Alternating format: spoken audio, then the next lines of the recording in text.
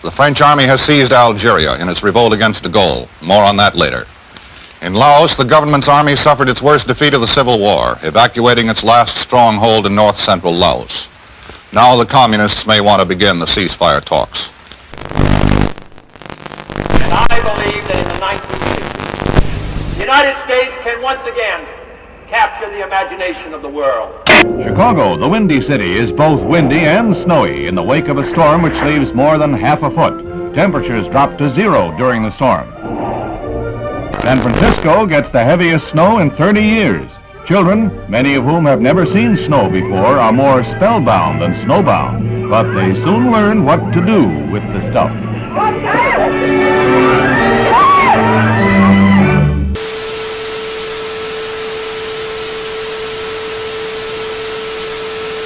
I, John Fitzgerald Kennedy, do solemnly swear that you will faithfully execute the office of President of the United States. that I will faithfully execute the office of President of the United States And will, to the best of your ability, and will, to the best of my ability, preserve, protect, and defend the Constitution of the United States. preserve, protect, and defend the Constitution of the United States.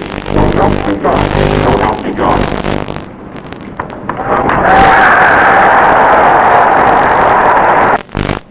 And so, my fellow Americans, ask not what your country can do for you, ask what you can do for your country.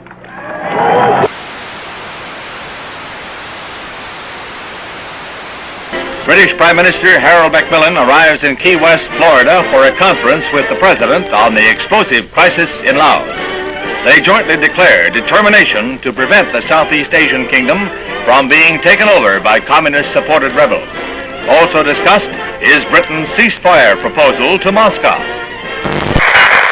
The Soviet Union willing to agree to a ceasefire in Laos?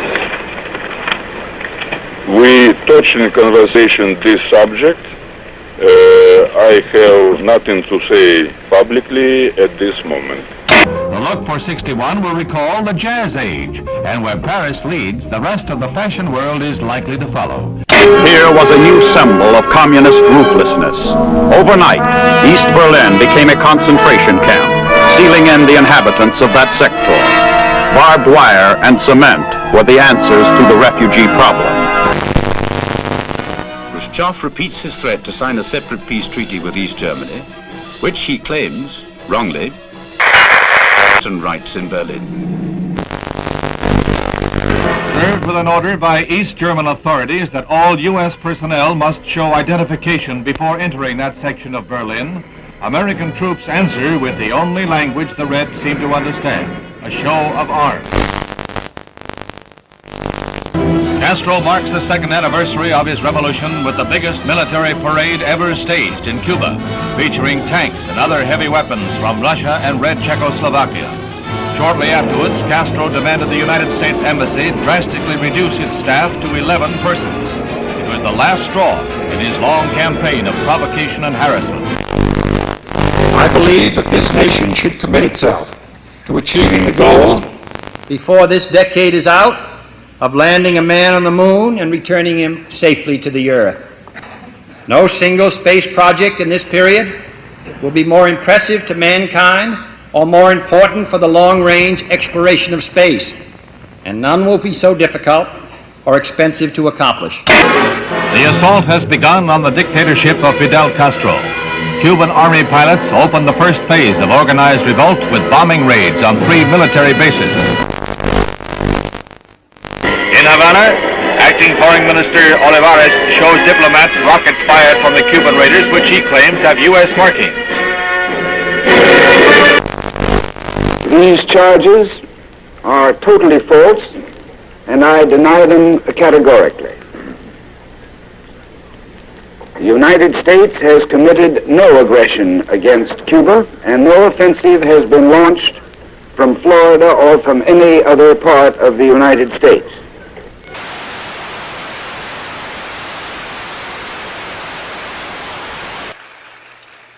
Es un honor para mí el estar hoy entre un grupo de los hombres más valientes del mundo.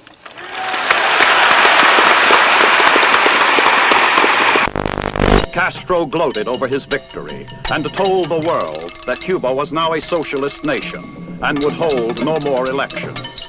The next day, the United States officially proclaimed Cuba to be a communist satellite state.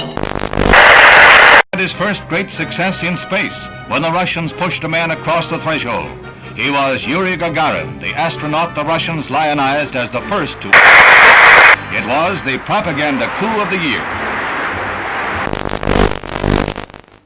Today, this Redstone Mercury is the center of world attention as Lieutenant Commander Shepard walks to the elevator that will carry him 65 feet aloft to the capsule.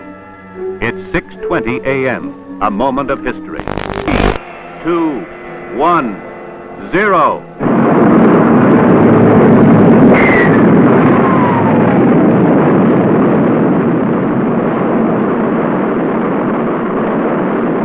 The rocket performs perfectly as it lifts the funnel-shaped capsule gracefully aloft.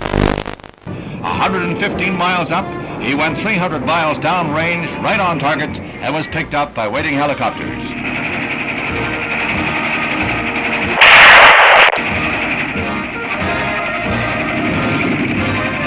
The triumph of Alan B. Shepard, U.S. space pioneer.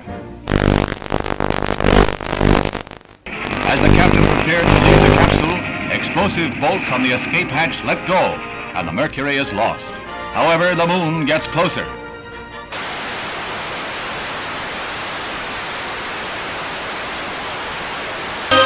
Albany, Georgia. A Negro fight against segregation is led by the Reverend Martin Luther King.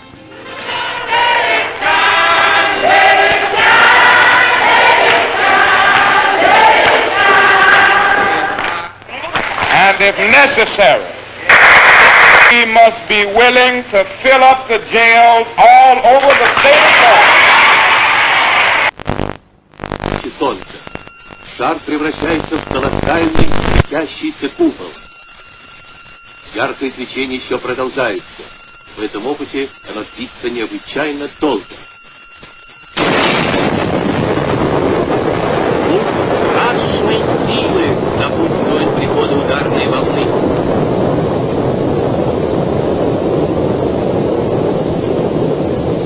Just why the Soviet Union would wish to detonate a megaton explosion, something about which we can all speculate. At Oxford, integration at the University of Mississippi becomes a one-man crusade. When Air Force veteran James Meredith tries to register, the police lines are drawn, U.S. Marshals blocked.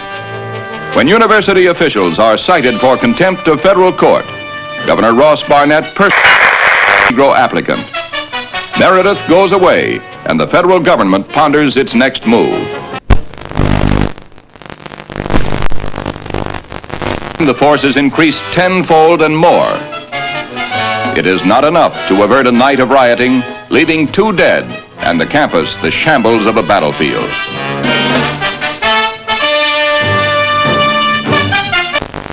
"75 students and other rioters are arrested.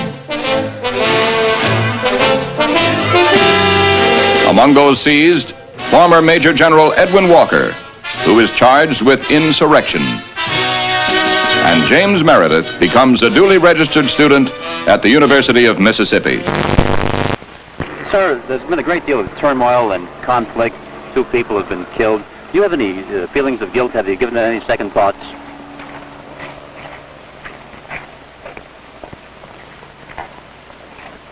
I'm very sorry that anyone had to get hurt or killed.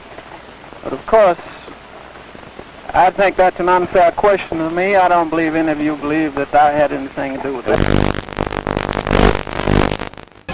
President Kasavubu is near the Leopoldville on his return from a conference of Congolese leaders in Madagascar, at which it was agreed to convert the republic into a loose confederation. The streets are jammed for a parade in celebration of the decision. But red opposition to the plan is heated, and the pro-Soviet Antoine Gizenga, Lumumba's political heir, still controls key areas and sizable armed forces. The Congo's problems are far from over. Vienna was a neutral arena for a sparring match between 2 worlds. The men who hold the power to write tomorrow's history met, smiled, and resolved no problems. The dictator and the President, the East and the West. St. James Church in the Hudson River hamlet of Hyde Park is the scene of last rites for the First Lady of the World, Eleanor Roosevelt. President Kennedy heads the list of distinguished world leaders who pay last tribute to the extraordinary and beloved woman who is remembered as a humanitarian and one who loved her fellow man. There is no strife, no prejudice, no national conflict in outer space as yet. Its hazards are hostile to us all. Its conquest deserves the best of all mankind, and its opportunity for peaceful cooperation may never come again. But why, some say, the moon? Why choose this as our goal? And they may well ask, why climb the highest mountain? Why, 35 years ago, fly the Atlantic? Why does Rice play Texas? We choose to go to the moon. We choose to go to the moon.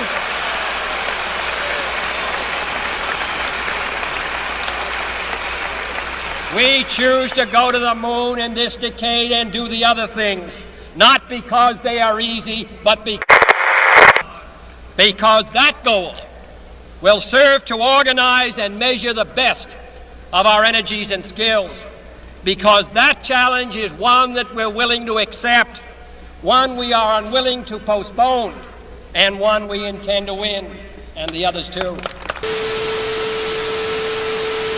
Since the Cold War, the ground forces of NATO have been alert against the military threat of the communist bloc. Now, Honest John missiles add to NATO's striking power.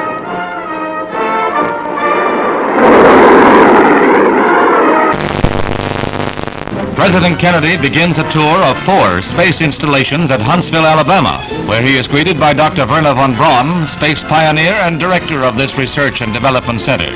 The missiles on display are dwarfed by the mighty Saturn rocket. This booster is the first stage of the rocket that will put the 3-man Apollo capsule into a 2-week orbit of the Earth in 1964. Preliminary to a lunar shoot. Gemini, which was developed here, will allow 2 men to orbit the Earth for 2 weeks and will be used for experiments in outer space rendezvous and docking missions. This winds up the President's first-hand look at our space program and our progress in the race for space. The first deficit comes from a recession. If we can take the proper action in the proper time, this can be the most important step we could take to prevent another recession. That is the right kind of a tax cut, both for your family budget and the national budget.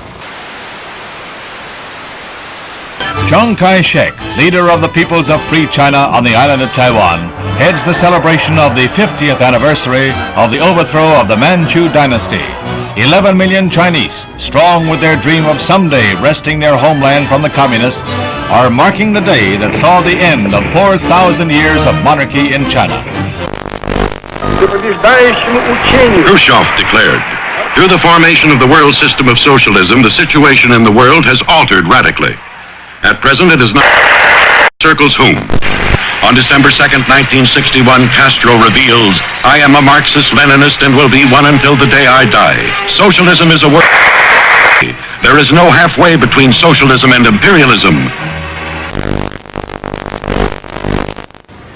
This government, as promised, has maintained the closest surveillance of the Soviet military buildup on the island of Cuba.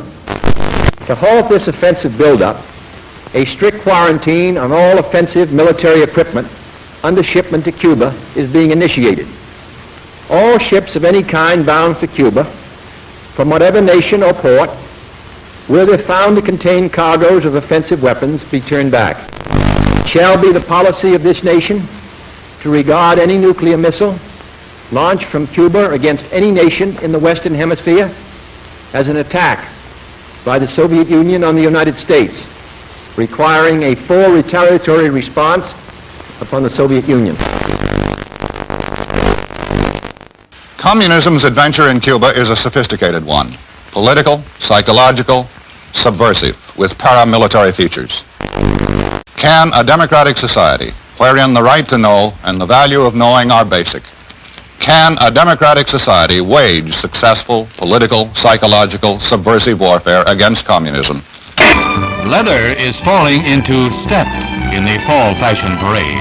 Finished in an explosion of rainbow colors, leather has been styled into smocks and sheath-top skirts like this eye-stopping pair. Just the thing for a day's outing at Sterling Forest Gardens in New York.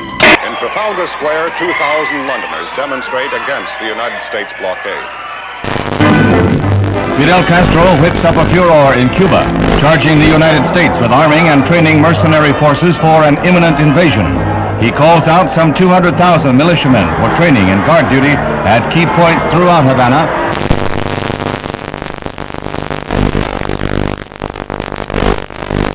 Khrushchev happily receives a gift of the Cuban flag as he lines up with a solid endorsement for the home-brewed anti-Americanism of Fidel Castro, the Soviet sole Western Hemisphere ally.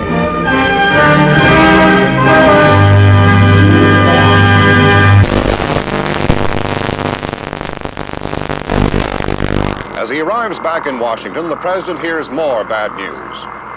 China has just invaded India. Is this part of a two-pronged communist assault? Now the president must weigh all the factors one final time, then make his decision, knowing that whatever he does, he risks nuclear war.